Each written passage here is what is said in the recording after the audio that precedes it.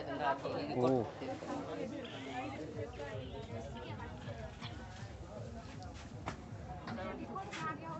आज ये वीडियो बन जाएगा तो कब आ जाएगा यूट्यूब पे?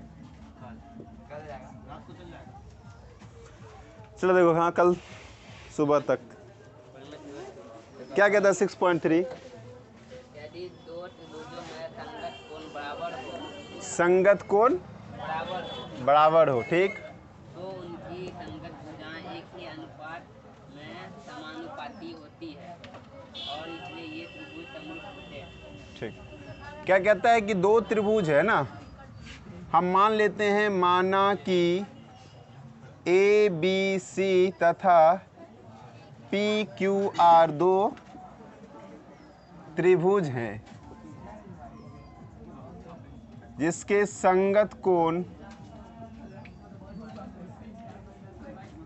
बराबर है ना, जिसके संगत कोण क्या है? संगत कोण का मतलब हो गया, जैसे देखो, नहीं संगत मतलब नहीं, आमने सामने तो सम्मुख कोण होता है ना, संगत मतलब हो गया उसी के सापेक्ष में, है ना। जैसे हो गया ए बी सी और पी क्यू, इन दोनों त्रिभुज की बात करें तो ए के संगत में पी हो जाएगा, बी के संगत में और सी के संगत में। यहाँ पर क्या दे दिया है कि संगत कोण बराबर, संगत कोण अर्थात कोण ए बराबर कोण पी, कोण बी बराबर कोण क्यू, कोण सी बराबर कोण आर है ना, ये दिया हुआ। आपको क्या करना है? सिद्ध करना है कि भुजा संगत भुजा अनुपातिक होगा, यानी इस भुजा के अनुपात में उसको लिखना है। ए बी बटे क्या हो जाएगा?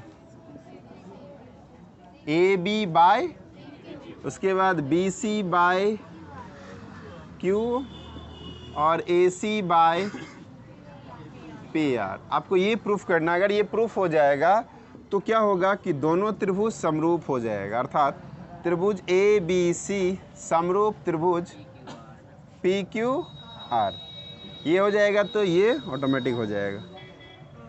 तो हम लोग इसमें एक रचना कर लेते हैं, कुछ अतिरिक्त काम। अतिरिक्त काम किस में लिखते हैं? रचना में। किस में लिखते हैं? रचना में। चलिए, तो जितना ए बी है, जितना बड़ा ए बी है उतना बड़ा ही पी क्यू रेखा पर एक लाइन ले लेते हैं, है ना, एक लाइन ले लेते हैं जिसका नाम हम लोग डी, और जितना बड़ा ए सी है उतना ही बड़ा हम लोग पी आर रेखा पर एक बिंदु ले लेते हैं जिसका नाम ई रख देते हैं, और डी ई को हमने क्या करेगा? मिला देगा, ठीक है, मिला देंगे। क्या किए? क्या किए पहले ही बताइए कि ए बी के बराबर, ए बी के बराबर पी डी काटा, है ना। ए बी के बराबर कौन है? जितना ए बी उतना पी डी बराबर। और क्या किए हमने? ए सी के बराबर क्या किए? पी ई खींचा, और अंततः एक काम और किए, एवं हाँ, बिंदु डी तथा बी तथा डी तथा ई को मिलाया। अब चलिए प्रमाण में हम लोग देख लेते हैं। प्रमाण में देख लेंगे हम लोग कौन सा त्रिभुज? एक त्रिभुज ए बी और पी क्यू आर नहीं लेना है, हाँ पी डी ई, ये दो त्रिभुज ले लेते हैं। त्रिभुज ए बी सी तथा त्रिभुज पी डी ई में, पी डी ई में। तो अब देखिए इसमें क्या है ना कि ए बी के बराबर कौन है? ए बी के बराबर कौन है? ए बी बराबर कहाँ से आया? रचना से आया, नहीं आया? यहाँ ना लिखा हुआ ए बी बराबर पी डी, कोई दिक्कत? अब कौन ए बराबर कौन कहाँ से आया? दिया है, हाँ सही बात, कहाँ से आया? दिया है। और तीसरा ए सी बराबर, ए सी बराबर, ए सी बराबर कहाँ से आया? अब आप क्या देख रहे हैं बताइए? ये भुजा हो गया, ये एंगल हो गया, और ये भुजा हो गया, नहीं हो गया? ये भुजा, एंगल, भुजा। आप क्लास 9 में पढ़े होंगे सर्वांग समता का नियम, पढ़े थे क्या? उसमें क्या दिया? सर्वांग समता यानी सर्वांग सम दो त्रिभुज को सर्वांग सम करने के लिए 4 नियम था। कौन कौन? एक एस ए, और उसके बाद A S A, S S S, R H S, है ना? उस 4 में से एक यहाँ पर लागू हो रहा है, नहीं हो रहा है? इसीलिए क्या हो जाएगा? त्रिभुज जो है कौन सा? ए बी सी सर्वांग सम, समरूप नहीं, याद रखना। क्या कर रहे हैं हम लोग अभी? सर्वांग सम कर रहे हैं। कौन सा? त्रिभुज पी डी कैसे हुआ? Side angle, side angle. जब सोचो क्या होगा बताइए, जब दोनों त्रिभुज है ना, कौन सा त्रिभुज? ए बी और कौन सा? पी डी, ये दोनों क्या हो गया? सर्वांग सम। दोनों क्या हो गया? सर्वांग सम। जब दो त्रिभुज सर्वांग सम होते हैं तो उनकी संगत भुजा बराबर होते हैं, उनकी संगत कोण भी बराबर होते हैं। तो यहाँ पर तो ए ऑलरेडी इसके बराबर है ही, तो क्या बी डी के बराबर नहीं होगा? नहीं होगा। यस या नो? तो क्या लिखेंगे? एंगल बी बराबर एंगल डी। कैसे हुआ? कैसे हुआ? सर्वांग समता के नियम से। कैसे हुआ? उसको हम लोग शॉर्टकट में लिखते हैं CPCT। नहीं पढ़े थे? कोण बी किसके बराबर? डी। कोण बी किसके बराबर? डी के बराबर। कैसे हुआ? CPCT से। कैसे हुआ? उसी प्रकार से सी किसके बराबर होगा? कोण सी किसके बराबर होगा? कोण सी, ये भी कैसे हो गया? CPCT से। क्या हो गया? अब देखिए, ये कोण इसके बराबर, राइट? ये कोण और ये कोण। लेकिन सोचिए थोड़ा सा, आपको दिया हुआ क्या चीज है? लेकिन आपको दिया हुआ है कि B किसके बराबर है? Q के बराबर। गुड। लेकिन B किसके बराबर है? Q के बराबर है। B किसके बराबर है? और C किसके बराबर है? कौन C किसके बराबर है?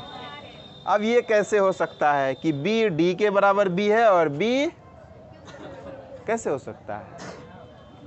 B किसके बराबर है और B किसके बराबर है? इसका मतलब D और Q बराबर होगा? नहीं होगा। नहीं होगा। B कट गया ना। कौन किसके बराबर? कौन किसके बराबर? अर्थात कोण D जो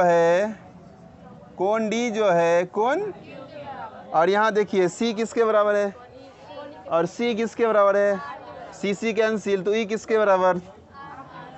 एंगल E बराबर एंगल।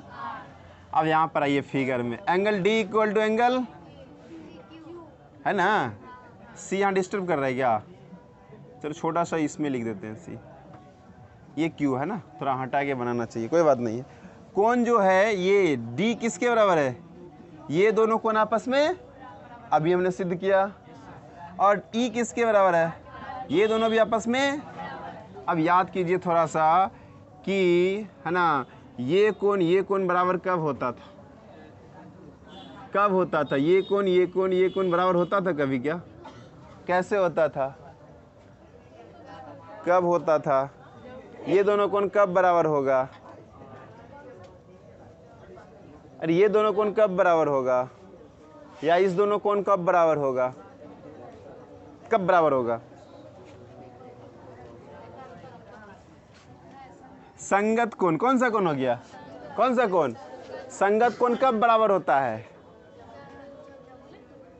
जब, बोल, संगत कोण कब बराबर होता है? कब बराबर होता है?